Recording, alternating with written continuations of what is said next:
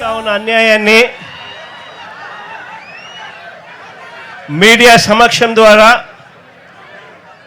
రాష్ట్ర ప్రజలందరి దృష్టికి కూడా తీసుకొని పోయే ప్రయత్నం చేస్తూ ఉన్నాం. ఈరోజు నిజంగా రాష్ట్రంలో జరుగుతూ ఉన్న అన్యాయాలను నిజంగా ఎంత ఘోరంగా జరుగుతూ ఉన్నాయి అని అనడానికి ఈరోజు ఈ ఫిషింగ్ హార్బర్ అన్నది నిజంగా ఇంకొక ఉదాహరణ. ఈ జూవలదిన్న ఫిషింగ్ హార్బర్ ఈ హార్బరే కాదు, రాష్ట్రంలో ఏకంగా వైఎస్ఆర్సీపీ ప్రభుత్వం ఉండగా, మన ప్రభుత్వం ఉండగా ఏకంగా ఈ రాష్ట్రంలో ఇంతకు ముందు లేని విధంగా, ఇంతకు ముందు ఎప్పుడూ జరగని విధంగా, చూడని విధంగా ఏకంగా ఈ రాష్ట్రంలో 4 కొత్త పోర్ట్లను మొత్తం రాష్ట్రంలో మొత్తం అప్పటిదాకా 4 ప్రదేశాలలో 6 పోర్ట్లుంటే మరో 4 కొత్త పోర్ట్లకు శ్రీకారం చుట్టాం. ఆ 4 పోర్ట్లకు అదనంగా మరో 10 ఫిషింగ్ హార్బర్లు,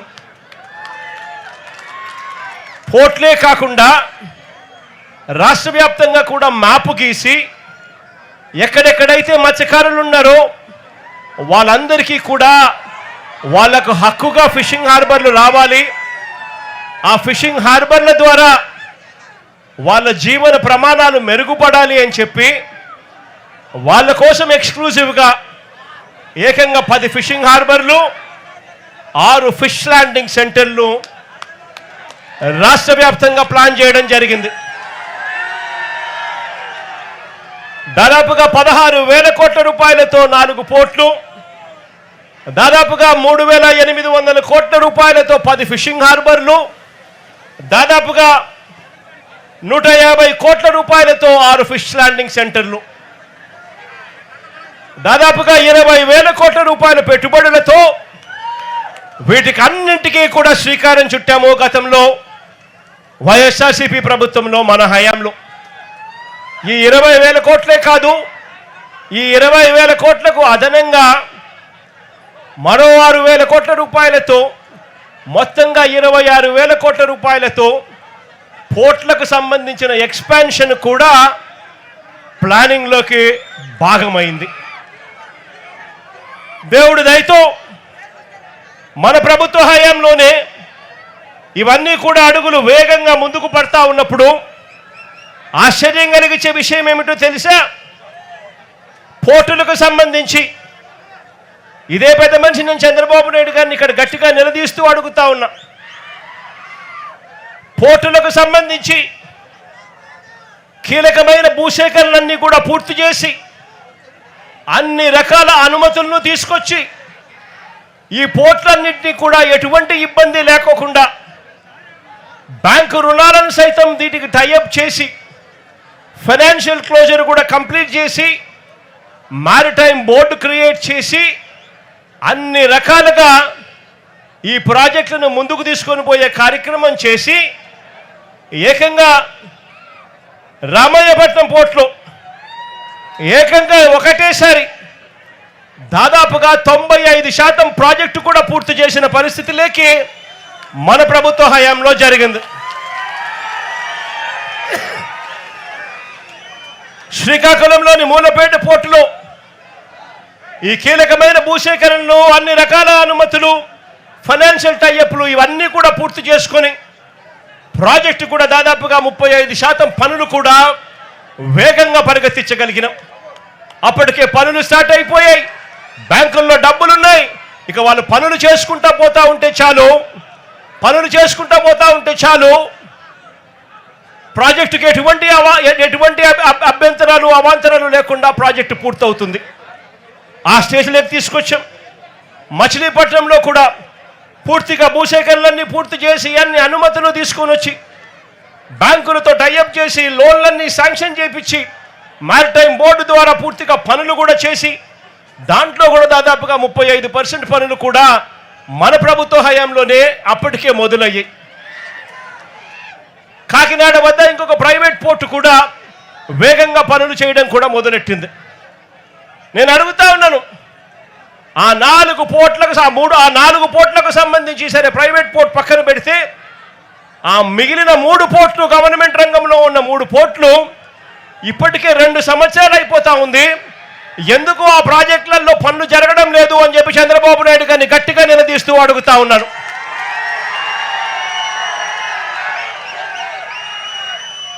ఇవి కాకుండా మరో దాదాపుగా 3,800 కోట్ల రూపాయలతో మొదలెట్టిన 10 కొత్త ఫిషింగ్ హార్బర్లు, ఇందులో జువలదిన్న ప్రాజెక్టు కాసేపటి కిందటనే ఈ జువలదిన్న ప్రాజెక్టును కూడా రాష్ట్రానికి మొత్తానికి కూడా చూపించాం. ఈ ప్రాజెక్టు వైఎస్ఆర్సీపీ ప్రభుత్వ హయాంలోనే దాదాపుగా 300 కోట్ల రూపాయలతో పూర్తిగా ఖర్చు చేసి మార్చి 12వ తారీఖున ఈ ప్రాజెక్టును వర్చువల్గా కూడా ఇనాగరేట్ చేసే కార్యక్రమం కూడా జరిగింది. ఎన్నికల కోడ్ రావడంతో మార్చి 16వ తారీఖున ఎన్నికల కోడ్ రావడంతో ఇక్కడికి వచ్చి ఫిజికల్గా చేసే కార్యక్రమం ఏదైతే ఉందో అది పోస్ట్పోన్మెంట్ అయ్యింది. ఇదే ప్రాజెక్టును మళ్ళీ ఎన్నికలు అయిపోయిన తర్వాత మోడీ గారు ఆగస్టులో మళ్ళీ ఆయన కూడా వర్చువల్గా దీన్ని స్టార్ట్ చేశారు. ఇదే జువలదిన్న ప్రాజెక్టు అన్ని రకాలుగా పూర్తయిపోయిన ఈ ప్రాజెక్టు ఇక్కడే ఈ ప్రాజెక్టులో మత్స్యకారులందరికీ కూడా ఎక్స్క్లూజివ్లీ ఫిషింగ్ హార్బర్ ఏర్పాటు చేసిన ఈ ప్రాజెక్టు మన కళ్ళ ఎదుటే కనిపిస్తుంది. పక్కనే బాపట్ల జిల్లాలో నిజాంపట్నం ఫిషింగ్ హార్బర్, అందులో 62% పనులు ఇప్పటికే పూర్తయ్యాయి మా ప్రభుత్వ హయాంలోనే. కృష్ణా జిల్లాలోని మచిలీపట్నం హార్బర్ను అక్కడ దాదాపుగా 57% పనులు పూర్తయ్యాయి మన ప్రభుత్వ హయాంలోనే. కాకినాడ జిల్లా ఉప్పాడలో మరో ఫిషింగ్ హార్బరు మన ప్రభుత్వ హయాంలోనే 56% పనులు పూర్తయ్యాయి. ఈ 4 ఫిషింగ్ హార్బర్లు యుద్ధ ప్రాతిపదికన అడుగులు వేగంగా ముందుకు పడతా ఉన్న పరిస్థితులు. మరోవైపున ఫేజ్ 2 కింద, 2వ ఫేజ్ కింద శ్రీకాకుళం జిల్లాలో బుడగట్లపాలెం, మంచినీళ్ళపేట ఈ 2 ఫిషింగ్ పోర్ట్లను శ్రీకారం చుట్టాము. అనకాపల్లి జిల్లాలో పూడిమడక కూడా శ్రీకారం చుట్టాము. పశ్చిమ గోదావరి జిల్లాలో బయ్యపు తిప్ప దగ్గర మరో ఫిషింగ్ హార్బర్కు శ్రీకారం చుట్టాము. బాపట్ల జిల్లాలో వాడరేవుకు మరో ఫిషింగ్ హార్బర్కు శ్రీకారం చుట్టాము. ప్రకాశం జిల్లాలో కొత్తపట్నంలో మరో ఫిషింగ్ హార్బర్కు కూడా శ్రీకారం చుట్టాం. ఇవి ఫేజ్ 2 కింద ఈ ప్రాజెక్టులన్నీ కూడా ఫిషింగ్ హార్బర్లన్నీ కూడా తయారయ్యేందుకు రంగం సిద్ధం చేశాం. ఇవి కాకుండా దాదాపుగా 150 కోట్ల రూపాయలతో ఫిష్ ల్యాండింగ్ సెంటర్లు విశాఖపట్నం జిల్లాలో భీమిలిలోను, విజయనగరం జిల్లాలో చింతపల్లిలోను, అనకాపల్లి జిల్లాలో రామయ్యపేటలోను, రాజులపేటలోను, దొండవాకలోను, తిరుపతి జిల్లాలో రాయదరువులోను, కాకినాడ జిల్లాలో ఉప్పల్లంకలోను ఈ ఫిష్ ల్యాండింగ్ సెంటర్లన్నీ కూడా చర్యలు తీసుకున్నాం. నేను అడుగుతా ఉన్నా, రాష్ట్ర వ్యాప్తంగా ప్రతి 50 కిలోమీటర్లకు ఒక పోర్టు, ఆ పోర్ట్లతో పాటు ఒక ఫిష్ ల్యాండింగ్ సెంటర్లు, ఫిషింగ్ హార్బర్లు ఇవన్నీ కూడా ప్రతి 50 కిలోమీటర్లకు ఒకటి తీసుకొచ్చి బ్లూ ఎకానమీని, మత్స్యకారులకు మేలు జరిగించే విధంగా ఎకానమీని బిల్డ్ చేసే కార్యక్రమానికి శ్రీకారం చుట్టాం.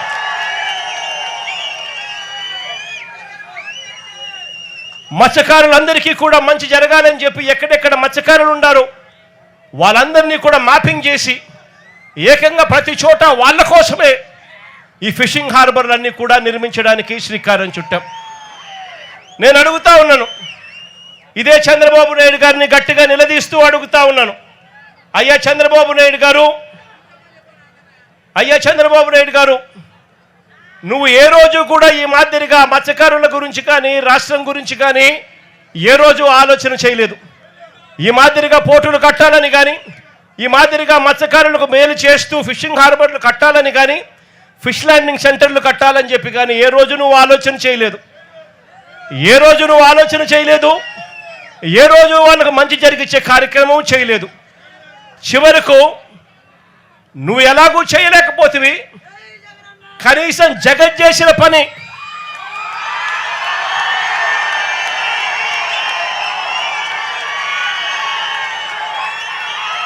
జువెలదిన్నలో ఇక్కడే కనిపిస్తూ ఉంది. ఆశ్చర్యం ఏమిటో తెలుసా? ఈ జువెలదిన్న ప్రాజెక్టు తయారైపోయి 2 సంవత్సరాలు అయిపోతూ ఉంది. ఈ 2 సంవత్సరాలలో నేను మార్చి 12వ తారీఖున 2024లో జాతికి అంకితం చేస్తే ప్రధానమంత్రి మోడీ గారు ఇదే ప్రాజెక్టును మళ్ళీ ఆగస్టు 2024లోనే జాతికి అంకితం చేశారు. నేను అడుగుతా ఉన్నా, మరి జాతికి అంకితం చేసి దాదాపుగా 2 సంవత్సరాలు దాటుతూ ఉంది. ప్రధానమంత్రి గారు కూడా జాతికి అంకితం చేసి దాదాపుగా 1.5 సంవత్సరం పైగానే దాటుతూ ఉంది. మరి ఎందుకు ఈ ఫిషింగ్ హార్బర్ను మత్స్యకారులకు ఎందుకు హ్యాండ్ ఓవర్ చేయలేదు చంద్రబాబు నాయుడు గారు గట్టిగా నిలదీస్తూ అడుగుతా ఉన్నా. ఇక్కడ ఇదే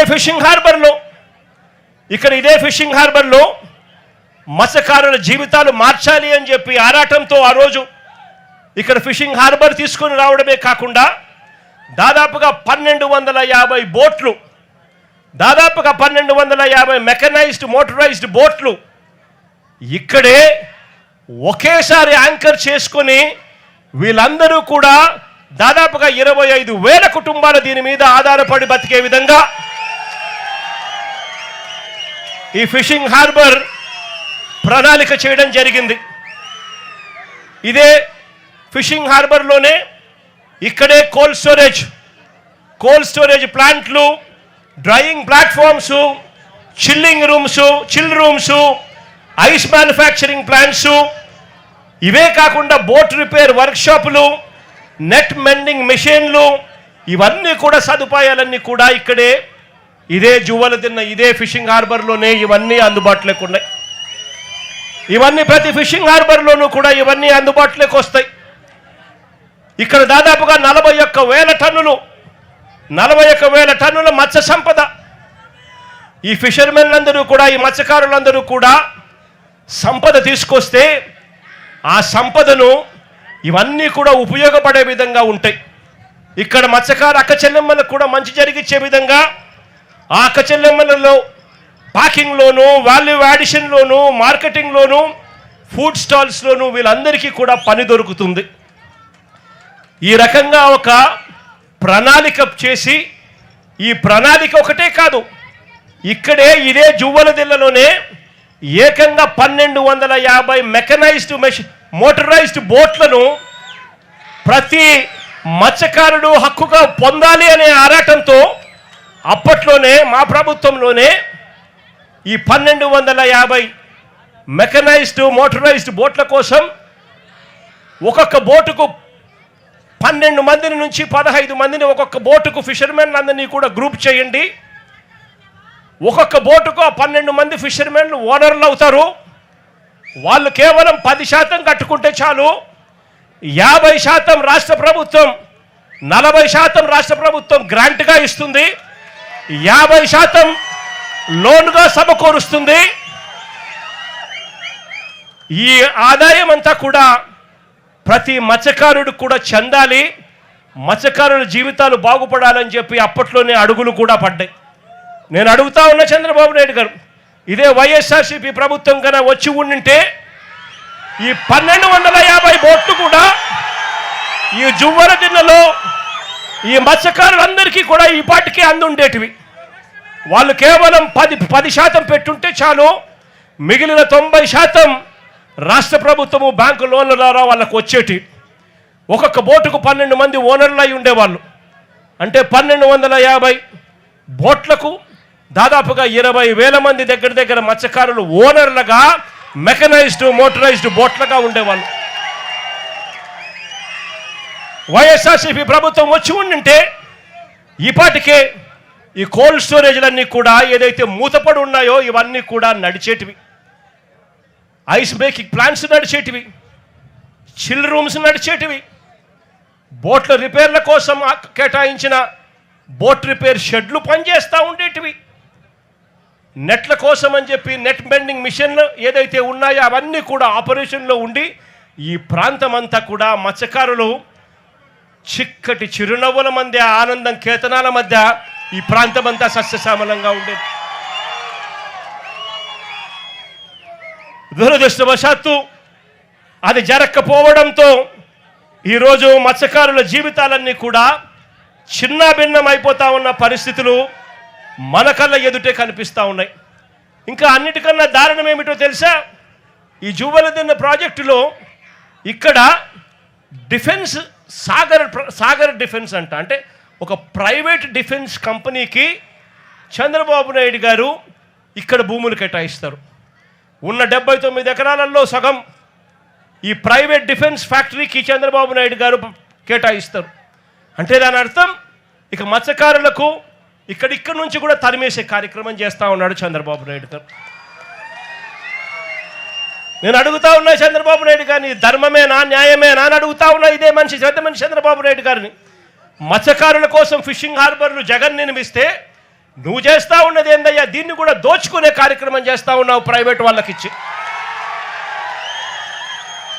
ప్రైవేట్ వాళ్ళకి నువ్వు ఇవ్వాలి అనుకుంటే పక్కన కృష్ణపట్నం పోర్ట్ ఉంది, ఆ పోర్ట్లో కావాలంటే దండిగా ల్యాండ్ ఉంది, అక్కడ కావాలంటే వాళ్ళకి ఇచ్చుకోవచ్చు.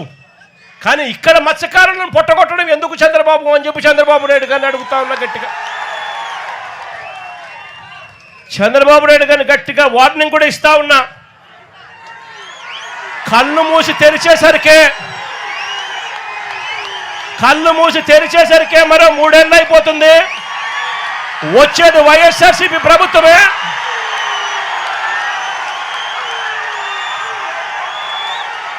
ఈ ప్రైవేట్ డిఫెన్స్ కంపెనీని ఇక్కడ నుంచి షిఫ్ట్ చేస్తానని చెప్పి కూడా చెప్తా ఉన్నాం.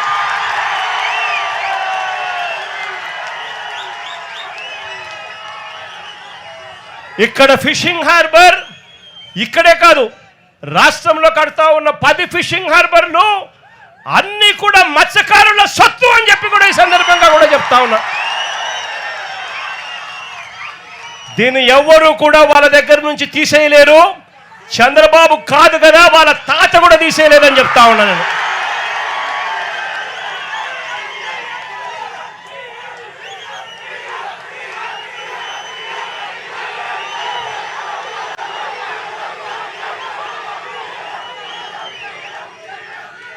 ఇంకా అన్నిటికన్నా విచిత్రం ఏమిటో తెలుసా? చివరికి చంద్రబాబు నాయుడు గారు ఇక్కడ మత్స్యకారులకు మేలు చేయాల్సిన చోట మేలు చేయకపోగా వారి కడుపు మీద తంతా ఉన్నాడు చంద్రబాబు నాయుడు గారు. ఇక్కడే ఈ ప్రాంతంలోకి ఎవరూ కూడా రాకూడదు. ఇది ఆంధ్ర రాష్ట్రానికి సంబంధించిన ఫిషింగ్ ఏరియా. స్ట్రిక్ట్గా రూల్స్ ఉన్నాయి. మనం తమిళనాడులోకి పోకూడదు, తమిళనాడు వాళ్ళు మన దగ్గరికి ఇక్కడికి కూడా రాకూడదు. ఇవన్నీ స్ట్రిక్ట్గా రూల్స్ ఉన్నాయి.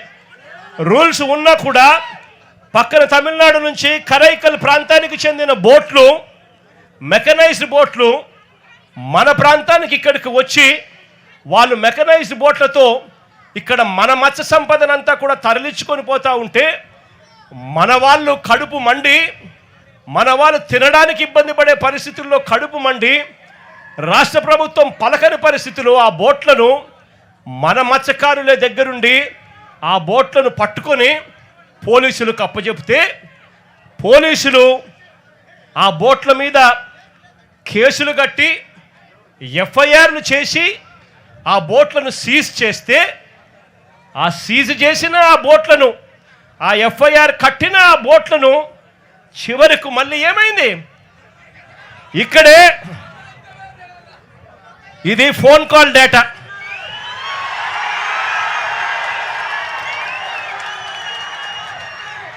బీద సోదరులు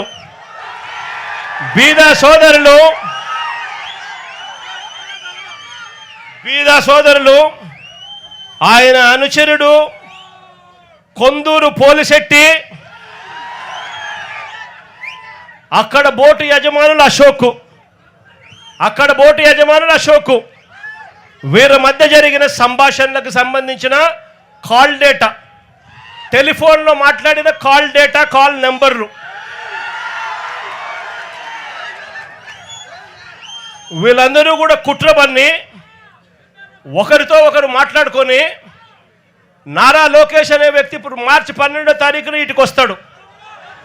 మార్చి 16వ తారీఖున ఈ బోట్లు ఇక్కడ నుంచి పోతాయి.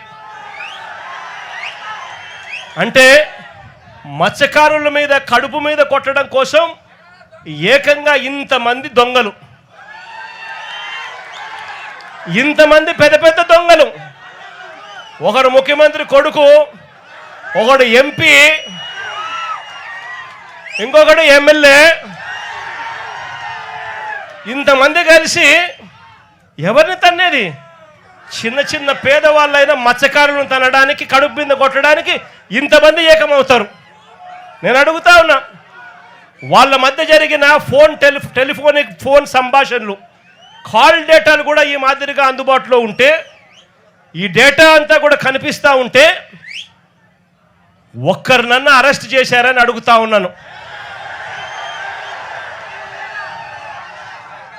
అంటే బోట్లు సీజ్ చేసి ఎఫ్ఐఆర్ చేసి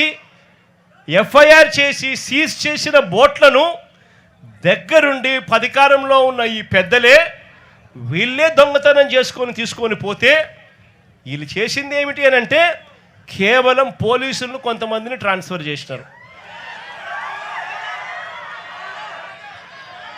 ఇంతవరకు ఒక్కరిని అరెస్ట్ చేయలేదు. నేను చంద్రబాబు నాయుడు గారిని గట్టిగా అడుగుతా ఉన్నా, అయ్యా చంద్రబాబు నాయుడు గారు, బంగారం దొరికింది అని చెప్పి పోలీస్ స్టేషన్లో కేసు పెట్టి పోలీస్ స్టేషన్లో సీజ్ చేసి ఆ సీజ్ చేసిన ఆ బంగారాన్ని ఎవరైనా దొంగతనం చేసుకొని పోతే మీరు ఇట్లే ఇడిచిపెడతారా అని అడుగుతా ఉన్నాను చంద్రబాబు నాయుడు గారిని.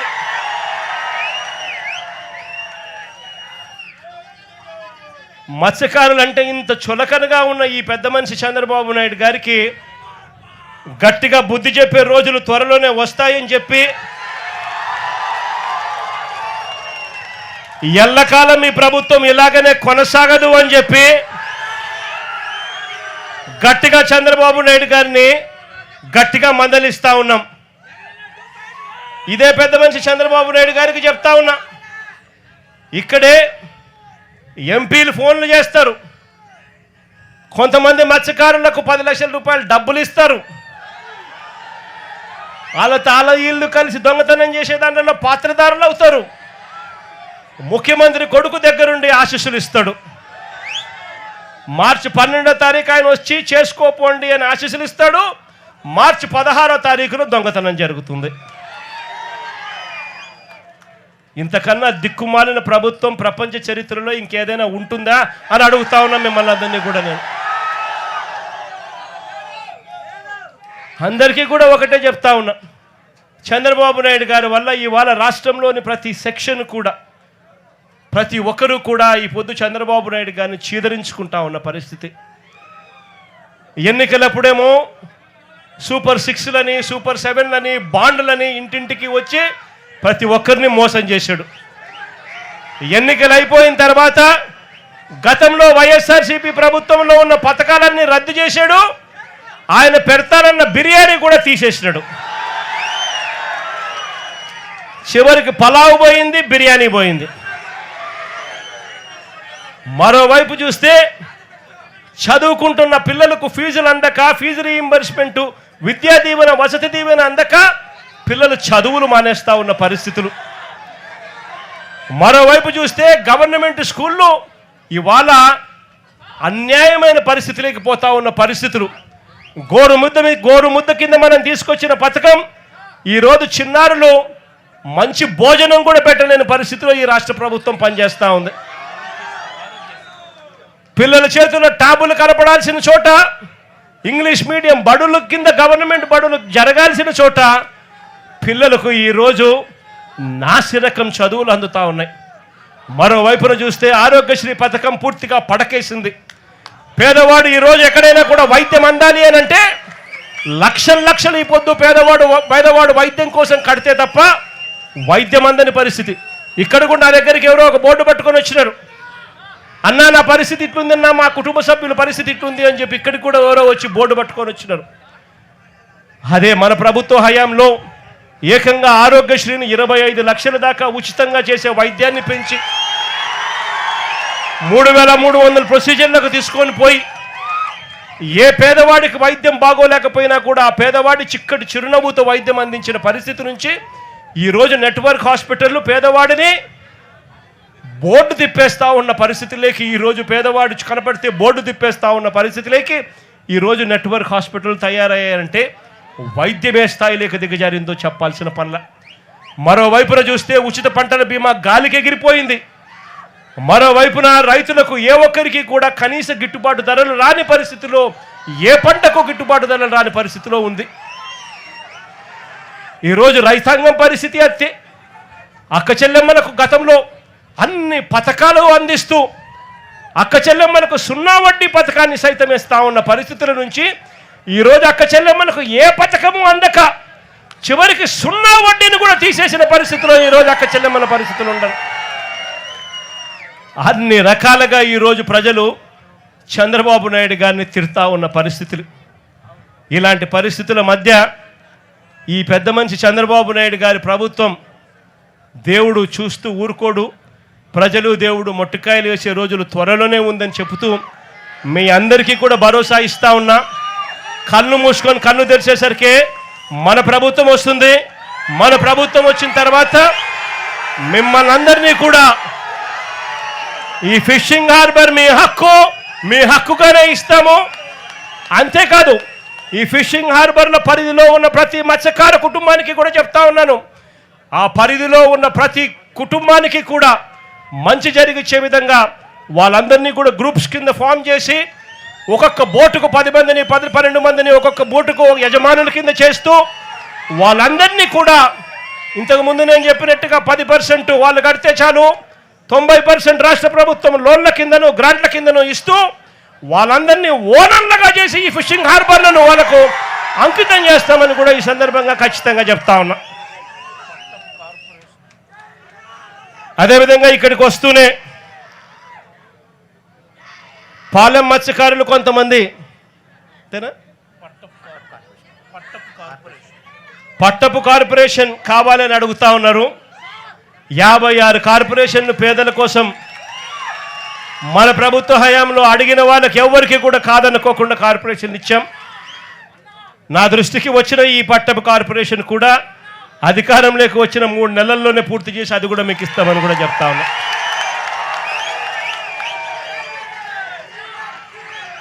మరొకసారి మీ అందరికీ కూడా భరోసానిస్తూ మంచి జరగాలి, దేవుడు ఖచ్చితంగా మంచి జరిగిస్తాడు, కాస్త భరోసాను మీ అందరికీ ఇవ్వడం కోసం, మీ అందరితో మీ అందరి కష్టాల్లో పాలు పంచుకునే దానికోసం ఈరోజు మీకు సంఘీభావంగా ఈరోజు తెలపడం కోసం నేను వచ్చి మీ అందరికీ తోడుగా ఉన్నానని చెప్పి కూడా తెలియజేసుకుంటూ మీ అందరి ఆప్యాయతలకు పేరు పేరున మరొక్కసారి హృదయపూర్వకంగా 2 చేతులు జోడించి పేరు పేరున హృదయపూర్వకంగా కృతజ్ఞతలు తెలియజేసుకుంటూ సెలవు తీసుకుంటా ఉన్నాను.